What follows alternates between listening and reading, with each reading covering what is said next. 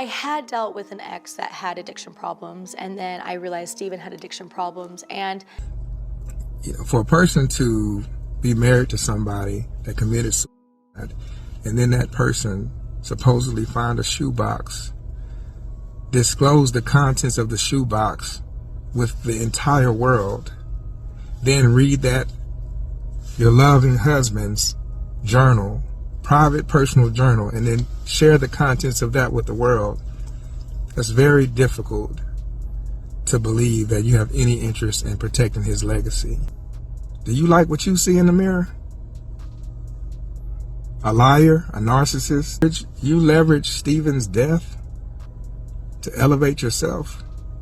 So it looks like the rumors about tWitch's wife, Allison Holker, allegedly having a hand in his death was true after all. Because his family just dragged her for filth after she emptied his bank accounts without informing them and jumped on the internet to destroy his name and label him a substance addict. His family members were not here for this nonsense, and they exposed her for making all of them, including his own mother, sign an NDA just to see his body and attend his funeral. A lot of people were already side-eyeing Allison right from the jump because of how weirdly she handled tWitch's death, but showing up in an interview to spill the tea about his supposed raging addiction and getting with a new man less than a year after tWitch passed is definitely the tipping point for a lot of people. To make matters even worse, Allison dropped tWitch's last name and has banned his family from ever contacting his kids. Baby, it's a whole lot to get into here, so let's get right into it. This entire mess started just a few days ago when Allison launched her book, which is already a certified flop, titled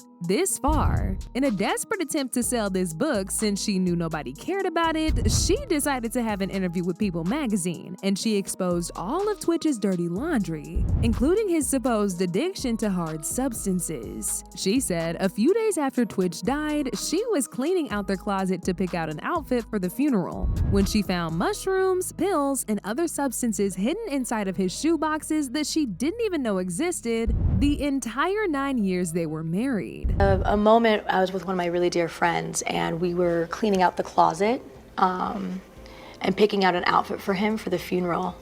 And it was a really triggering moment for me because there was a lot of things I discovered in our closet that I did not know existed. Wrestling with a lot inside himself, and he was trying to self-medicate and cope with all those feelings because he didn't want to put it on anyone.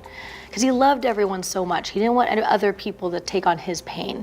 But it was very alarming and scary to find those things. Allison even had the gall to violate tWitch's privacy even more by spilling the tea about his alleged SA that he had gone through in the hands of another man when he was a child. Mind you, nobody knew about this, and Allison had no reason in the world to make this info public, but she just couldn't resist the opportunity to put his business out there.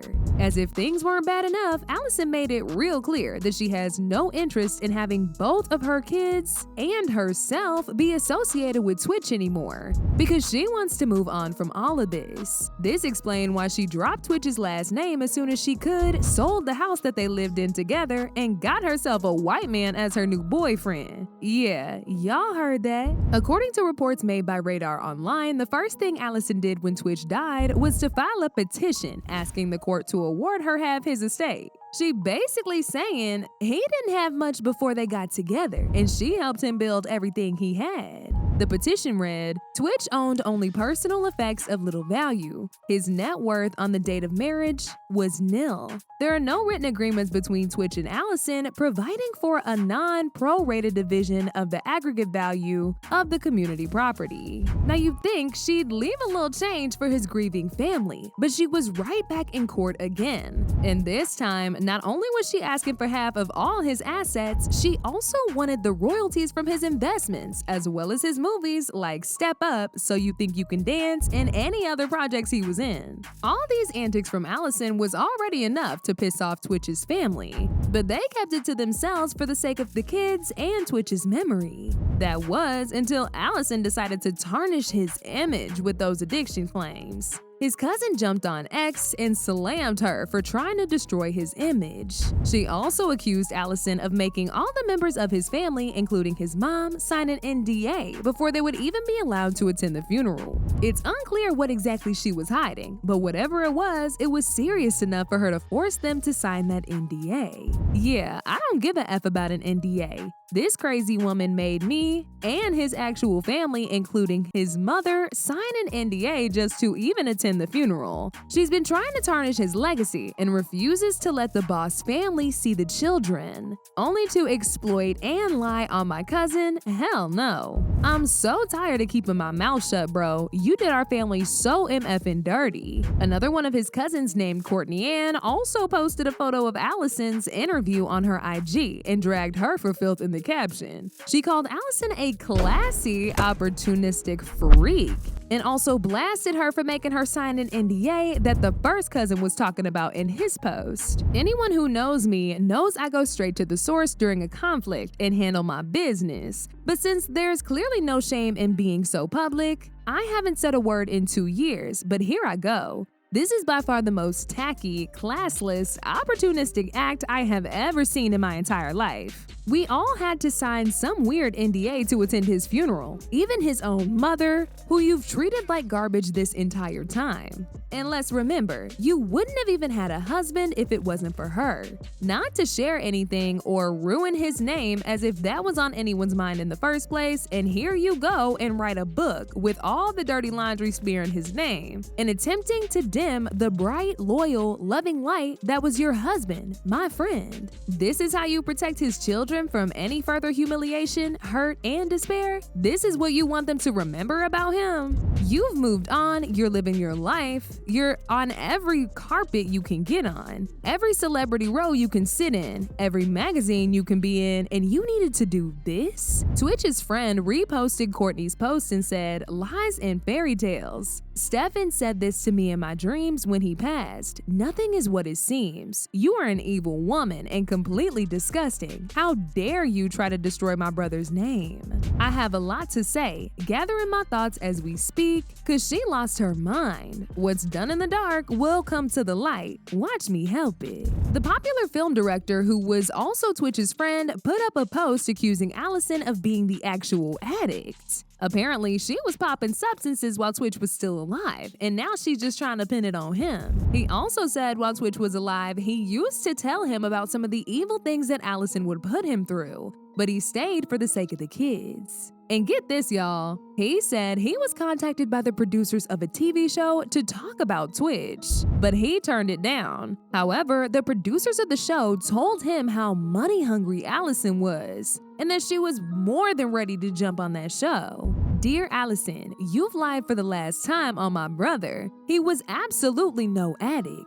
You will say and do anything for $1. An addict, you are the only one messing with the Molly and X. I have all the proof. Play with somebody safe. Country boy right here, I don't give a F. Every person who knew him knows you're lying and have been doing dirty crap for a long time. Should I post our last conversation? Try me. You have no idea what I have to post. You're a toxic woman, and I truly believe he would still be alive had he not been married to you. My only regret is telling him to work on it with you for the sake of the kids when he talked to me about leaving you. I just didn't know the full truth. Married to toxic narcissists that love black men as a fetish that will lie and cry wolf and twist narratives and so-called evidence to be a victim and make $1. Now get this, y'all. Manny went on to reveal some incriminating tea about the that Twitch supposedly used to unalive himself. Apparently, that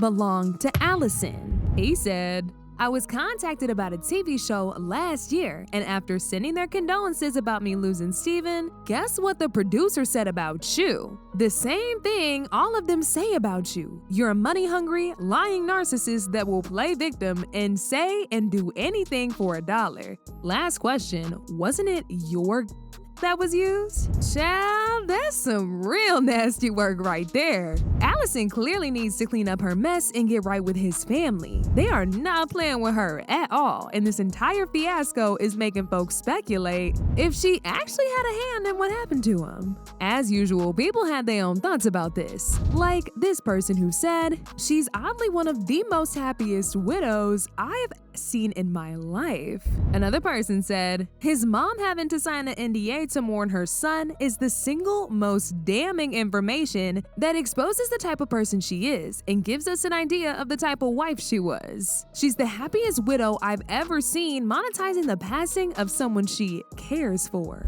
But now I want to know your thoughts. What do y'all think about Allison making Twitch out to be an addict? And do y'all think his family dragged her enough, or should they drag her tail to court as well? Y'all been knew what to do. Let me know your thoughts in the comment section down below. And don't forget to click here to watch this next very messy video.